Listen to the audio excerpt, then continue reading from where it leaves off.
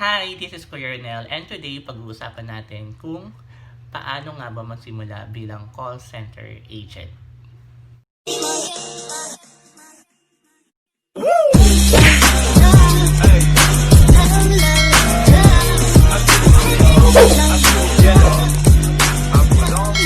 I created this video to all career shifters, newbies na wala talagang idea kung paano ang work sa call center industry.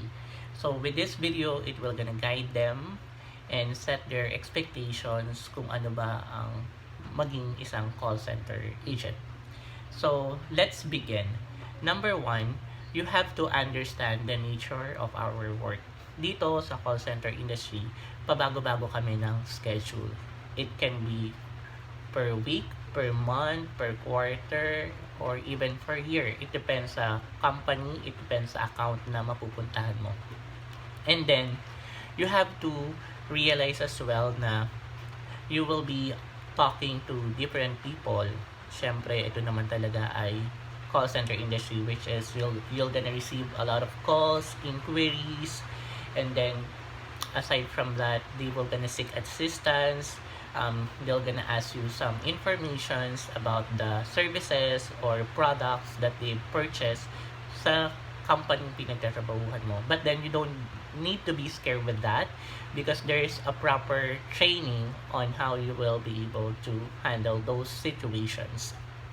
And then number two, you have to prepare your resume. So with your resume, you can list down your previous work, kung saan ka nagtrabaho before, and then how long you've been there, what are the things that you've learned working in this company, and how you will connect these experiences towards to your gearing position.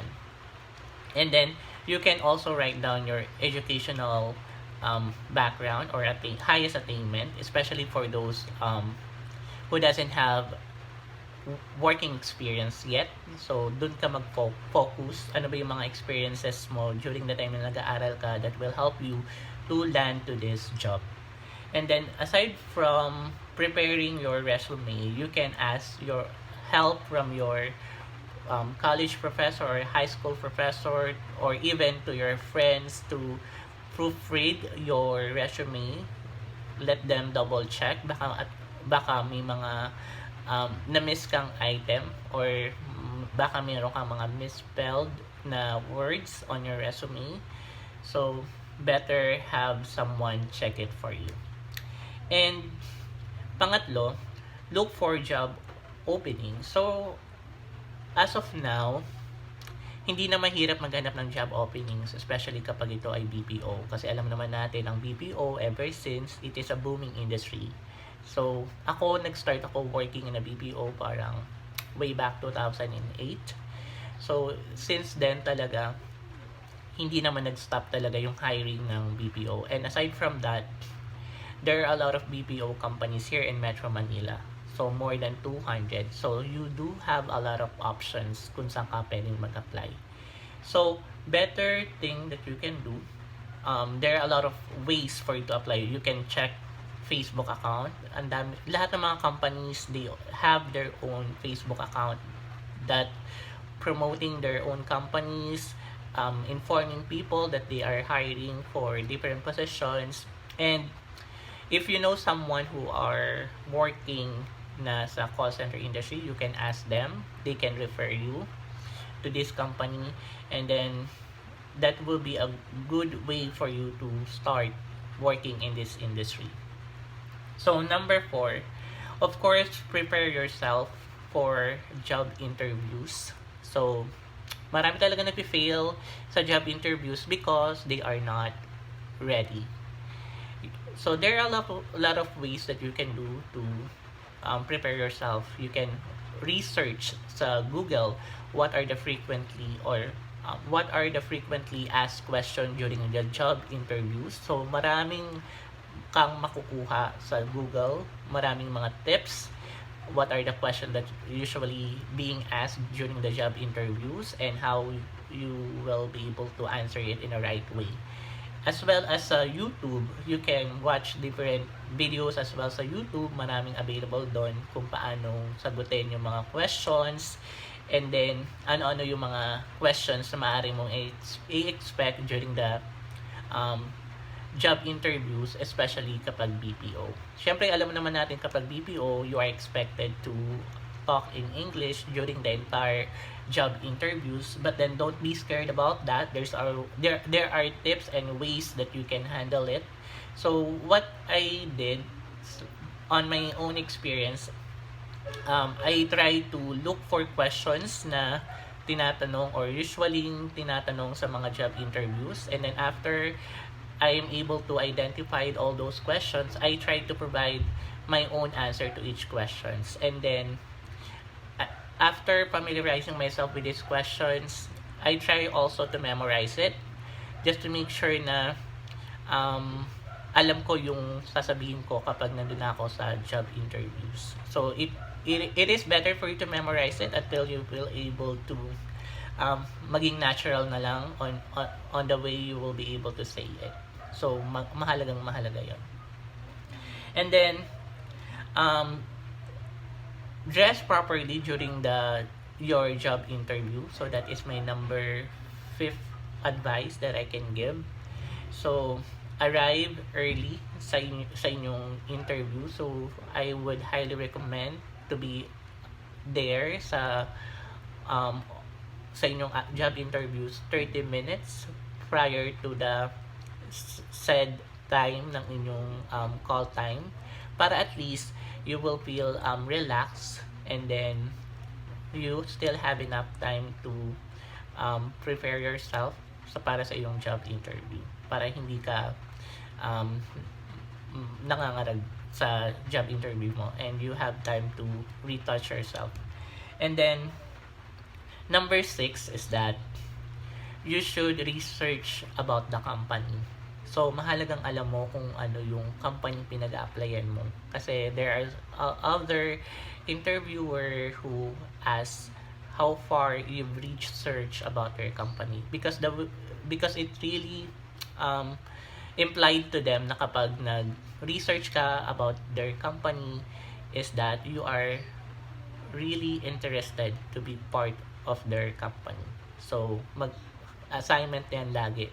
Dapat lagi mong lagi ka nagre-research about the company, ano-ano yung mga accounts na meron sila, and ano yung mga possible roles na gagawin mo kapag naging part ka na ng company na yon. If you know someone or kung may kaibigan ka na doon na nag-work, you can ask them kung ano yung mga trabaho nila, para at least it gives you an idea about how you will work in the future. Para kapag tinanong ka sa job interviews, there are information or there are answers na maibibigay ka. And then aside from that, be ready with other application processes. So kapag ang application naman talaga or job application in BPO industry, there are series and different types of tests and interviews that they're gonna give you. So number 1 na dyan ang final interview. They also have online assessment. They also have typing tests. They have Berlitz, Berlitz and Versant, which will gonna gauge your communication skills. And then kapag alam mo yung mga sequence ng mga steps ng job interviews and then assessment, it will gonna give you enough time to prepare yourself. So mahalagang you already ask someone who already there kung ano-ano yung mga processes and steps, para at least you already have an idea.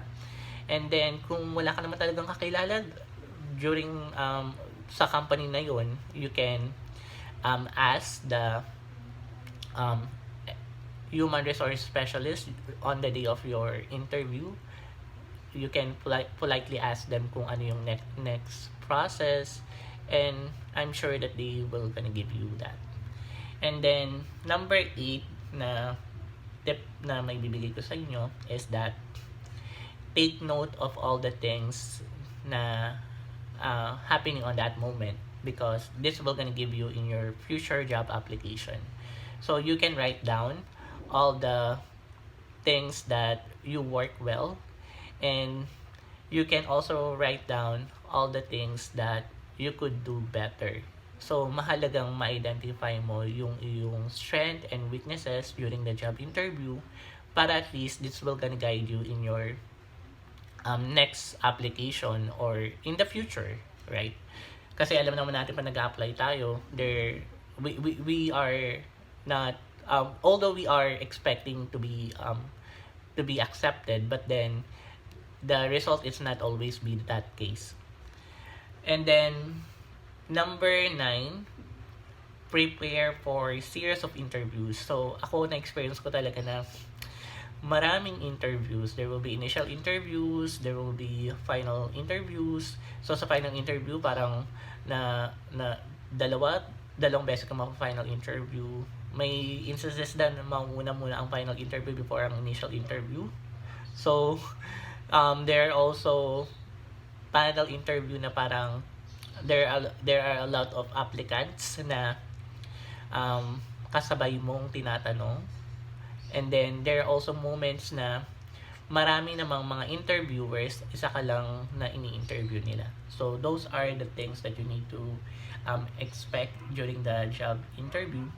And may mga moments na paulit-ulit din sila ng mga questions.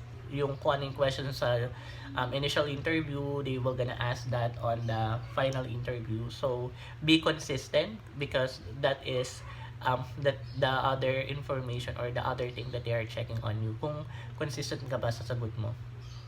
And then aside from that, number 10, wait for the results. So sa results, of course, we are expecting na you will be able to pass yung inyong application, and hopefully you will be able to get or to land to the job that you are aiming for.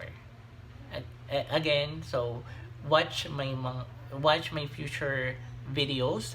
I'll gonna post topics about career.